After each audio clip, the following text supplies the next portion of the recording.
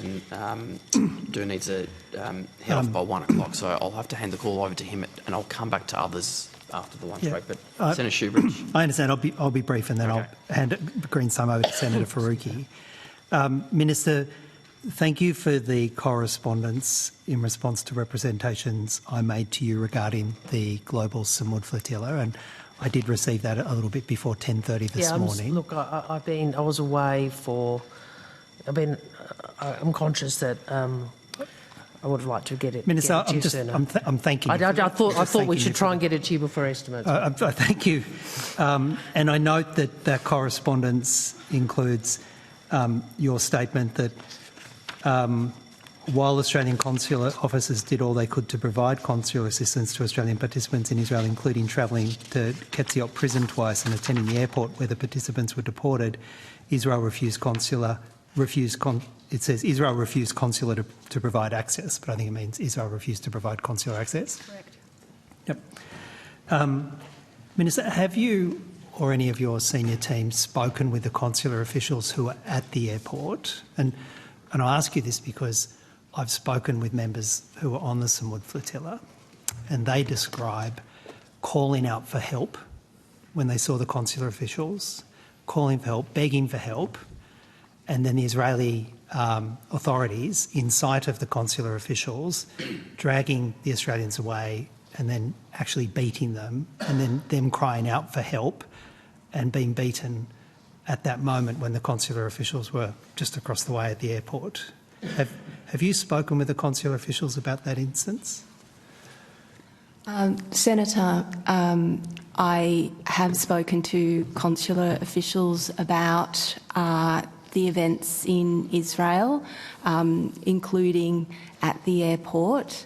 From what I understand, there was a screen that was erected and the consular officials did not have line of sight to what was occurring behind that screen.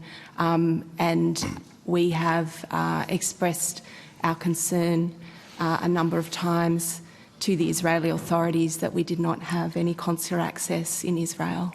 Did they hear the cries for help from the Australians, and did they hear the sound of the beatings that were happening? Have they reported that to you? So from what I understand, it was a very noisy environment, a very crowded environment, and they did hear screams. As I noted, they did not have line of sight to what was occurring. There was a screen that prevented them from seeing what was happening beyond the barrier. Apart from the screams, did they hear the cries for help from the Australians? Did they hear that? Did they report hearing that to you? Senator, I'm not aware of them hearing the cries of Australians. I was not provided that detail. Again, I've spoken with members of the Samud flotilla, and in fact 3 of them are in the public gallery today, and they are deeply concerned by a statement, Minister, that DFAT gave to SBS on their release to Turkey. And it's reported under a headline, Deported Australians on Gaza-bound flotilla allege abuse while detained by Israel. And SBS says, a spokesperson for the Department of Foreign Affairs and Trade said 11 Australians were met in Turkey by Australian consular officials. We are pleased that the Australians involved in the global flotilla have now been released by Israel. No Australians required immediate medical attention beyond the provision of basic first aid supplies. Access to medical treatment remains available.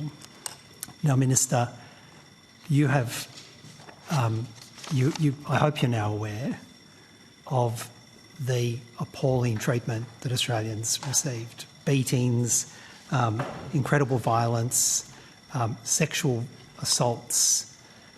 How on earth is it that DFAT put out that statement minimising the trauma and violence visited upon Australian citizens, seemingly, it looks, relying on statements from the Israeli state over the direct pleas of help and statements from Australians? I don't accept.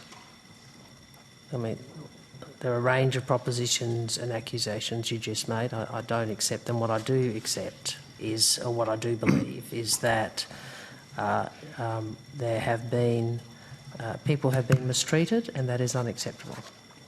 And I outlined, I think before you came in, the responses we have engaged in, but I would ask in the specific about, I think it was an SBS article, is that the report? It was. I'll ask the department to respond to that. Minister. Well, can I let... I'm allowed, by all means. Senator, let me just allow the department to I'm happy respond. to give you a copy of the article if you'd like it. Senator, I'm asking the department to respond because you said yourself in your question it was a DFAT statement. So, thank you. They have the right to respond. So, Senator, in relation to that statement, and it was part of a broader statement, and I think it's important to take it in context. The response followed fairly well-established process. We have where there is an incident that has occurred overseas, and there's a high level of public interest in whether any Australians have been seriously injured or might have died in that incident. At the time, we were responding to many media questions that reflected quite grave concerns about the welfare of these individuals, and without identifying individuals, I would say that factual information was provided confirming that on arrival in Turkey, the individuals had not indicated they required immediate medical attention beyond basic first aid. The media response then went on to say that Australia has raised serious concerns with Israeli authorities about the alleged treatment of detainees and delays in providing consular access. So there was certainly no intent to minimise any of those allegations that had been made. Well, Minister, I'll just repeat what a DFAT official said to SBS. Senator, no Australians required answer. immediate medical attention beyond the provision of basic first aid supplies. Access to medical treatment remains available. These Australian citizens were part of a series of people who were the subject of taser use, beatings, denial of food, denial of water, held in prone positions and sexual assault. And when their government makes a statement, when they're finally released, that no Australians required immediate medical attention, minimising the appalling treatment they had. Senator, please. I've got to tell you, it was insulting to the experience. And on what possible basis did you make that statement? I didn't make that DFAT? statement. And the official, I am not. The official has responded to the assertions. Okay. Now, including some of the assertions you made about intent, which is not accurate. So I understand the distress, I understand the anger, but can you please, instead of reading out your next prepared statement, have regard to what the official has just... Well, Senator, it's true. Can you please have regard, even if you don't agree with what the official has said to you? I have. Committee. Well, you Minister. haven't, because you're continuing to assert something which he has made clear is not the case. Minister, so you can't keep doing that. Minister, Julie Lamont, Gemma O'Toole and Neve O'Connor are present in the public gallery. They and other Samud participants would seek to be able to express to you directly the appalling treatment that they've received, to make clear their deep concerns about these statements, and would seek to do that with you directly.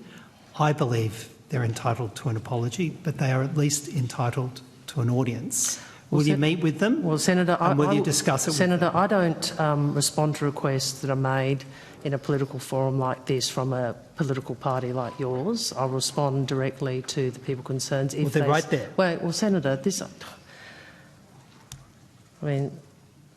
I will respond directly to them, not through you. I'm advised until today, and I understand you've issued a press release with them, which is one of the ways you can ask to meet, that I have not had a direct request to my office to meet with me. And I will consider that appropriately rather than through this forum and through a media press statement. Chair, okay?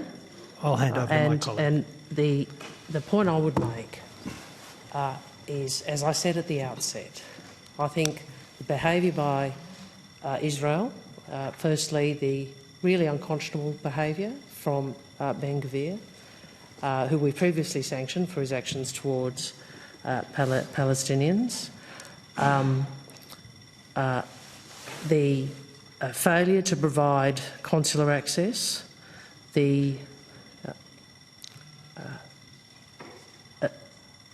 reports of mistreatment are unacceptable.